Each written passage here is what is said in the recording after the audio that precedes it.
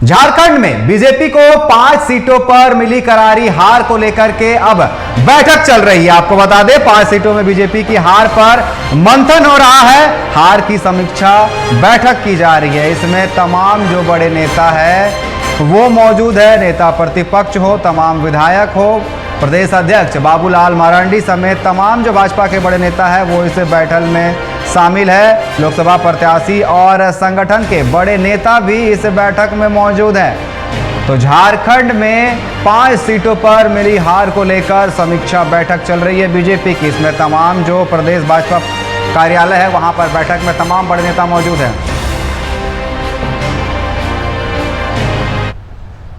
तो झारखंड के 14 लोकसभा सीटों में 5 सीटों पर बीजेपी को हार मिली है, जिसको लेकर के राजधानी रांची के बीजेपी कार्यालय में समीक्षा बैठक चल रही है। और इस बैठक में तमाम जो बड़े नेता है, नेता प्रतिपक्ष हो, चाहे बाबूलाल मरांडी समेत तमाम जो प्रत्याशी थे उनके समेत तमाम जो लोग हैं वो वहां पर मौजूद है। और तमाम जो यहां पर बड़े नेता है वो भी बैठक में मौजूद है और इस हार की समीक्षा कर रहे हैं कि आखिर किस कारण इन 5 सीटों पर बीजेपी को जो है हाथ गंवाना पड़ा है। और इस पर अधिक बात करने के लिए रांची से हमारे साथ स्टेट हेड राकेश कुमार जी हमारे साथ जुड़े हुए। राकेश जी, जिस तरीके से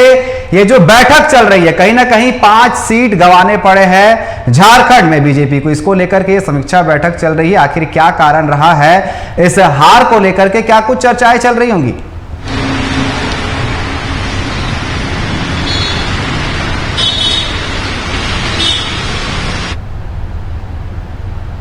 शायद राकेश जी तक हमारी आवाज नहीं पहुंच पा रही है, तो आप देख सकते हैं जो बैठक है वो शुरू हो गई है और तमाम जो बड़े नेता है वो पहुंचे हुए हैं। विधायक हो, चाहे सांसद हो, चाहे जो सांसद प्रतिनिधि है वो पहुंचे हुए हैं और समीक्षा की जा रही है। प्रदेश अध्यक्ष बाबूलाल मरांडी भी मौजूद है, नेता प्रतिपक्ष अमर बावरी और तमाम जो बीजेपी के बड़े नेता है वो मौजूद है। और बैठक में समीक्षा की जा रही है कि आखिर 5 सीट जिस तरीके से बीजेपी ने गंवाए हैं झारखंड में, और कहीं ना कहीं पांचों जो है वो एसटी सीट है, तो कहीं ना कहीं एसटी बहुल क्षेत्र कहा जाता है, यहां आदिवासियों का राज्य कहा जाता है झारखंड को। और इस राज्य में 5 सीटें बीजेपी ने गंवाई। एक बार फिर से हमारे साथ स्टेट हेड राकेश कुमार जी हमारे साथ जुड़ चुके हैं। राकेश जी,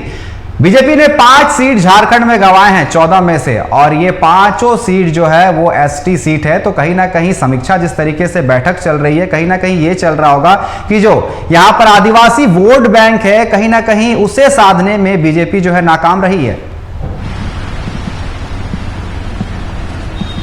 देखिए अनिकेत, जाहिर सी बात है कि जिस तरीके से 5 सीटों पे जो नुकसान हुआ है, खास करके जो कि उम्मीद जताई जा रही थी कि शायद बीजेपी के खाते में जाती या फिर एनडीए किसी तरह से इस पे कब्जा जमा पाता, लेकिन अब की बातचीत की जाए तो इस बार कोशिश की जाएगी कि आखिर किस तरीके से ये सारी चीजें हुई हैं, इसकी एक समीक्षा होगी और उस समीक्षा के बाद से तय किया जाएगा कि आखिर कहाँ पे चूक हुई है और किस तरीके से सारी चीजों को फिर से पाटा जा सकता है। लेकिन सवाल ये खड़ा होता है कि आखिर इतनी बड़ी जब चूक हुई है तो इसकी भरपाई कैसे की जा सकती है, क्योंकि आदिवासियों की तरफ से सीधे सीधे एनडीए यानी बीजेपी और बाकी इस गठबंधन दल को नकारने की बात सामने आ रही है और साफ तौर पे लग रहा है कि कहीं न कहीं आदिवासियों ने एक बार फिर से बीजेपी को नकार दिया है। तो ऐसे में कौन कौन लोग जिम्मेदार होंगे, कहां कमी रह गई, इन सारी चीजों को लेकर समीक्षा बैठक जरूर होनी है। लेकिन अभी की बातचीत की जाए तो अभी एक तमाम सांसदों को, जो विजयी सांसद हैं उनको बुलाया गया है। काव्य रेस्टोरेंट है वहां पे बीजेपी ऑफिस के ठीक सामने, वहां पे पूरा कार्यक्रम का आयोजन किया गया और हो सकता है जब सांसद पहुंचेंगे तब वहां पे हो सकता है कि उनके साथ एक खुशी के माहौल के बीच से उनको दिल्ली जाने की तैयारी भी कराई जाएगी और साथ साथ जो उनकी जीत हुई है उस पर बधाई भी देने की कोशिश की जाएगी। तो पार्टी ने कहीं न कहीं तमाम चीजों को एक बार फिर से आकलन करने का मन बनाया है और साथ साथ जो जीत कर जाएंगे संसद उनको भी कहीं न कहीं सम्मानित करने की कोशिश की जाएगी। तो फिलहाल बीजेपी खेमे में इस बात को लेकर जहां खुशी भी थोड़ी दिख रही है कि कम से कम 8 सीटों पर बीजेपी का कब्जा रहा और आजसू की तरफ से 1 सीट जीते गए हैं, इन सारी चीजों को लेकर मंथन चलेगा। लेकिन जिस तरीके से उम्मीद जताई जा रही थी शायद वो पूरा होता नजर नहीं आ रहा है, तो इस पर समीक्षा बैठक करके तय किया जाएगा कि अब आगे की रणनीति क्या हो सकती है। जी राकेश जी, समीक्षा बैठक आपने बात कही कि आखिर क्या कारण रहा, इसके जिम्मेदार कौन है? तो प्रदेश अध्यक्ष बाबूलाल मरांडी एसटी, नेता प्रतिपक्ष अमर बावरी एससी, कहीं ना कहीं इन दोनों पर दारोमदार था। इन 5 सीटों को लेकर के बीजेपी को लगा था कि एक एसटी और एससी कहीं ना कहीं जो आदिवासी वोट बैंक है, चाहे एससी वोट बैंक है, वो लाने में ये सफल रहेंगे। लेकिन ये दोनों इस पर नाकाम रहे। कहीं ना कहीं इन दोनों की भी जवाबदेही बनती है कि आखिर इन 5 सीटों पर कैसे बीजेपी हार गई। देखिए, सवाल तो खड़े हो रहे हैं, खास करके जिस तरीके से 5 जो आदिवासी सीट कहे जाते थे वहां पर पहले से भी तैयारी की जा रही थी कि किस तरीके से वहां पे जीत हासिल की जा सकती है और दावे किए जा रहे थे कि जो भी प्रत्याशी हैं वो जीत कर सामने आएंगे और उनको बड़ी जिम्मेदारियां देने तक की बात होने लगी थी पार्टी के दफ्तर में। तो इन सारी चीजों के बीच से अगर 5 आदिवासी सीटों को गंवाया गया है तो इसके पीछे कौन जिम्मेदार होंगे, किस तरीके से आगे इसकी रणनीति बनाकर विधानसभा चुनाव में पाटने की कोशिश की जाएगी, ये सारी चीजों को लेकर बीजेपी मंथन करेगी। और जहां तक बाकी चीजों की बातचीत की जाए तो निश्चित तौर पे केंद्रीय स्तर पे बातचीत हो तो पहले चरण में हो सकता है कि प्रधानमंत्री नरेंद्र मोदी का शपथ ग्रहण हो जाएगा और उसके बाद से कैबिनेट का विस्तार किया जाएगा और उसके बाद से राज्यवार आपने देखा होगा कि सिर्फ झारखंड की चर्चा नहीं की जाएगी, उत्तर प्रदेश की भी चर्चा होनी बाकी है और बाकी अन्य राज्यों में जहां बीजेपी को नुकसान हुआ है वहां भी चर्चा होगी, लेकिन झारखंड की चर्चा की जाएगी जरूर, क्योंकि यहाँ पे एसटी सीटों को गंवाया है बीजेपी ने। तो ऐसे में इस बात को लेकर चर्चा तेज हो सकती है कि आखिर एसटी ने क्यों उनको नकारा